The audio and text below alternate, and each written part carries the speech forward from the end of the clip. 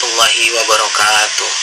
Puji syukur Alhamdulillah kita panjatkan kehadirat Allah Subhanahu wa Ta'ala, yang mana pada kesempatan ini kita masih diberi kesehatan untuk mengikuti proses pembelajaran daring, yang hari ini Ustadz akan menjelaskan tentang ilmu pengetahuan alam kelas 7 SMP. Jadi dari awal ini Ustadz tekankan, simak video pembelajarannya dengan baik, penuh konsentrasi, dan dengarkan penjelasan yang nantinya akan Ustadz sampaikan. Nah, sebelumnya Anda semua sudah tahu nama Ustadz, yaitu Ustadz Nofriandi, di mana di sini Ustadz adalah pengajar bidang studi ilmu pengetahuan alam. Nanti kalau seandainya ada penjelasan dari materi ini yang masih ragu atau mungkin tidak jelas, silakan nanti dijawab ke WA Ustadz ya. Baiklah, untuk pertemuan yang pertama ini kita akan membahas materi IPA dengan judul objek IPA dan pengamatannya. Nah, di dalam bab 1 ini ada beberapa sub pokok bahasan yang harus kita pahami dengan baik. Yang pertama, pengertian IPA. Yang kedua, objek kajian IPA. Kemudian dalam pengamatan objek ini kita akan menggunakan pengukuran. Jadi otomatis kita harus paham juga tentang pengukuran. Nah, pengukuran ini nanti berhubungan dengan alat ukur, berhubungan dengan besaran dan satuan. Jadi besaran dan satuan juga kita harus pahami dengan baik pada bab pertama ini. Silakan nanti dipahami lagi video pembelajarannya dan dengarkan penjelasannya dengan baik. Langsung saja kita bahas yang pertama, yaitu tentang pengertian IPA. Jadi sebelum kita mempelajari lebih dalam lagi apa itu IPA, kita harus tahu terlebih dahulu pengertian dari IPA. Jadi IPA itu sendiri merupakan ilmu yang mempelajari segala sesuatu yang berada di sekitar kita, baik yang hidup maupun yang sudah mati. Nah, di mana IPA ini memiliki objek kajian. Jadi objek kajian IPA itu meliputi seluruh benda, mulai dari benda yang ukurannya kecil atau renik seperti virus, bakteri, dan atom, sampai dengan benda yang berukuran sangat besar seperti lautan, bumi, dan tata surya. Nah, di dalam pengamatan objek ini kita nanti akan menggunakan suatu proses yang namanya pengukuran. Jadi pengukuran tersebut merupakan suatu proses membandingkan nilai suatu besaran. Ingat ya, di sini berarti sudah masuk yang namanya besaran. Membandingkan nilai suatu besaran dengan besaran sejenis yang ditetapkan sebagai satuan. Nah, dalam melakukan pengukuran ini maka digunakanlah beberapa jenis alat ukur. Nah, salah satunya berupa mistar atau penggaris. Nah, mistar atau penggaris ini biasanya digunakan untuk mengukur panjang. Kemudian neraca atau yang lebih akrab kita kenal dengan istilahnya timbangan. Neraca ini juga ada beberapa macam ya. Nah, kemudian ada stopwatch, arloji. Nah, biasanya untuk mengukur waktu. Kemudian jangka sorong dan mikrometer skrup. Nah, di mana jangka sorong ini bisa mengukur ketebalan suatu logam. Selanjutnya kita akan membahas tentang besaran, di mana tadi ketika kita bahas pengukuran kita sudah menjelaskan sedikit tentang besaran. Nah, di mana besaran itu adalah segala sesuatu yang dapat diukur dan dinyatakan dengan angka. Ingat ya, kalau dinyatakan dengan angka berarti ini mempunyai nilai. Kemudian berdasarkan asalnya besaran ini terbagi atas dua macam, ada besaran pokok dan ada besaran turunan. Oke, yang pertama besaran pokok, yaitu besaran yang satuannya sudah ditetapkan di dalam sistem internasional atau yang dikenal dengan istilahnya SI. Nah, besaran pokok ini hanya ada 7 macam. Jadi kalau ditanya besaran pokok jumlahnya berapa, jawabannya hanya 7. Nah, di sini bisa kalian lihat tabelnya, di mana besaran pokok itu ada 7. Yang pertama panjang. Nah, di situ juga terlihat satuan beserta lambang satuannya, di mana panjang satuannya meter, kemudian massa kilogram, waktu satuannya sekon atau detik, suhu satuannya Kelvin, kuat arus listrik satuannya ampere, intensitas cahaya satuannya kandela, dan jumlah zat satuannya adalah mol. Inilah yang termasuk ke dalam besaran pokok. Hanya 7 macam jenis besaran pokok.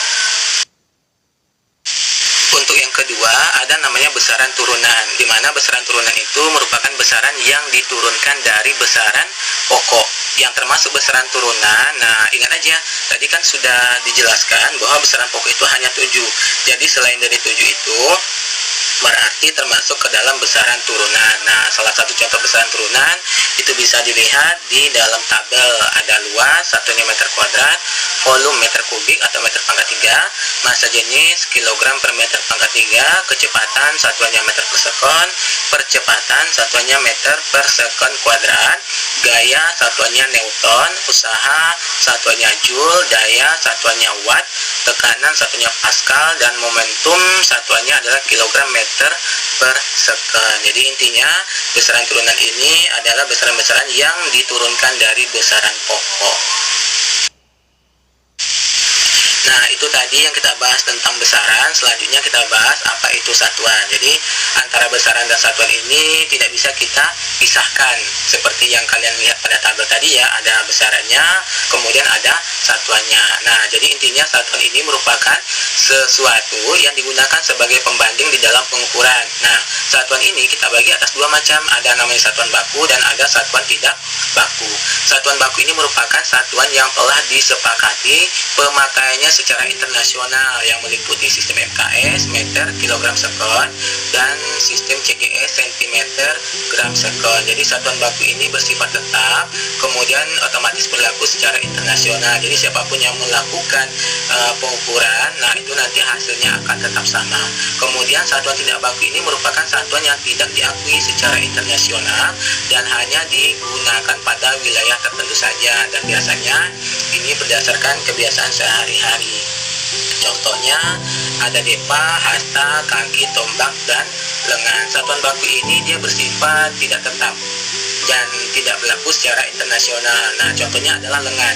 Jadi dulu banyak orang yang melakukan pengukuran menggunakan lengan. Ada satu lengan, dua lengan, otomatis semakin panjang lengan seseorang, nah atau antara orang satu dengan orang yang lain, otomatis kan lengannya berbeda ukurannya ya. Jadi hasilnya itu tidak akan sama. Nah, otomatis dengan orang yang berbeda hasilnya akan berbeda juga. Makanya ini termasuk ke dalam satuan yang tidak baku. Nah, kemudian yang perlu kalian pahami lagi di sini adalah tentang konversi satuan.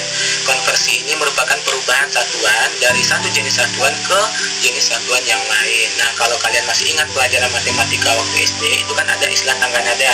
Misalkan untuk satuan panjang, kalau dari atas ke bawah itu kita urutkan kilometer, hektometer, dekameter, meter, desimeter, sentimeter, dan milimeter. Kemudian ada juga satuan berat dari atas ke bawah, kilogram, hektogram, dekagram, gram, desigram, sentigram, dan miligram. Nah, di sini kalau dari atas ke bawah itu sistemnya dikali. Jadi kalau pangkat 1 dikali 10, pangkat 2 kali 100, pangkat 3 kali 1000. Itu kalau dari atas ke bawah. Nah, kalau dari bawah ke atas berarti kebalikannya. Kalau dia pangkat 1 berarti dibagi 10. Jadi istilahnya per 10.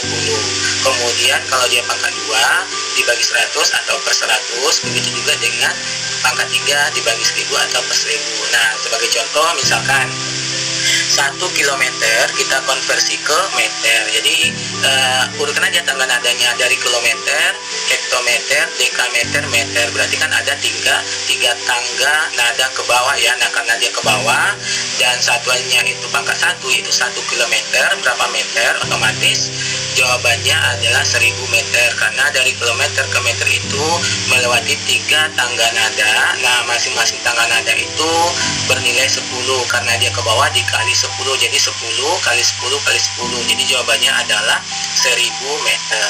Kalau dia ke atas berarti dibagi. Misalkan 1 meter berapa kilometer, berarti 1 per 1000 kilometer. Nah, untuk materinya kita cukupkan sampai di sini. Terakhir, Ustadz akan memberikan tugas mandiri, di mana tugas mandiri ini harus dikerjakan oleh masing-masing pribadi Tri Ananda semua. Nah, di soal yang pertama, jelaskan perbedaan antara besaran dan satuan. Jadi perbedaan antara besaran dan satuan ini cukup hanya satu saja. Nah, soal nomor 2, tuliskanlah masing-masing 3 contoh besaran pokok dan besaran turunan. Ingat masing-masing ya, berarti besaran pokok tuliskan 3 contohnya, kemudian besaran turunan tuliskan juga 3 contohnya. Kemudian soal yang ketiga, konversikan nilai satuan berikut. Jadi di sini kalian disuruh mengkonversikan atau merubah satuan.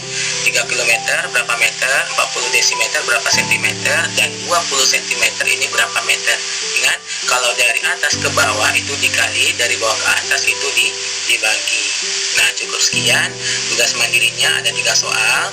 Kemudian untuk jawabannya, nah langsung dikirim ke WA Ustadz di 0852 7153 8021.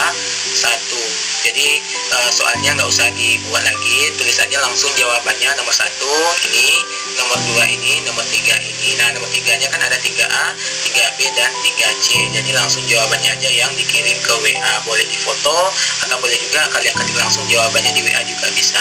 Dan jangan lupa tuliskan nama Ananda semua, kemudian kelasnya kelas berapa. Misalkan Fadel. Nah, Fadel ini kelas 7A, namanya nama lengkap, kemudian tuliskan kelas berapanya, biar nanti Ustadz lebih mudah menentukan nama-nama siswanya. Terima kasih. Assalamualaikum warahmatullahi wabarakatuh.